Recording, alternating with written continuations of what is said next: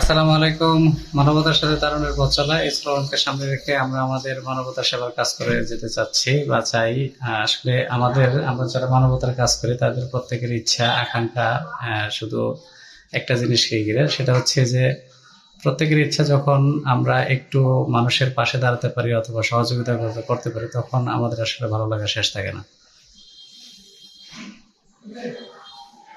আমাদের এই যে জনি দীর্ঘদিন ধরেই তার ইচ্ছা যে একটু রক্ত দিবে। আসলে এই মানুষগুলো আসলে সমাজের জন্য অত্যন্ত গুরুত্বপূর্ণ। কারণ হচ্ছে যে যখন একজন মানুষ নিজের থেকেই চায় যে আমি রক্ত দিব অথবা মানুষের পাশে দাঁড়াতে চাই অথবা দাঁড়াবো, ঠিক আছে, তখন আসলে সমাজটা আর সেখান সেখানকার সমাজটা আর অসুন্দর থাকার কিছু থাকে না। তখন সমাজটা সুন্দর থেকে সুন্দর হয়।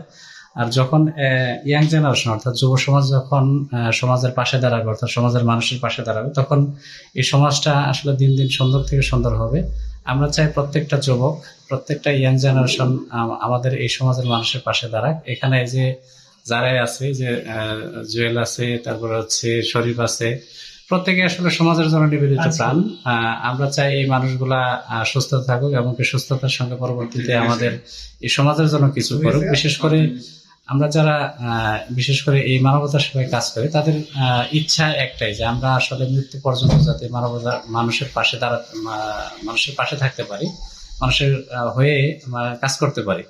আসলে মানুষের হয়ে যখন কাজ করি তখন আমাদের উপলব্ধিটা আসলে খুব ভালো লাগে। যখন একজন মানুষ দেখি অসুস্থ, আবার আমাদের একটু সহযোগিতার কারণে যখন সেই মানুষটাই সুস্থ হয়ে আবার সমাজে হাসি খুশি জীবনযাপন করে, তখন আমাদের আসলে ভালো লাগা শেষ থাকে না। বিশেষ করে দোয়া চাচ্ছি ভাইয়ের জন্য। কারণ হচ্ছে যে ফার্স্ট টাইম রক্ত দিচ্ছে, অনেক ভয় উতরায়ে আর কি, ভয় মানে যে ভয়টা ছিল সেটা এখন আর নাই। পরবর্তীতেও রক্ত দিবে আশা করি।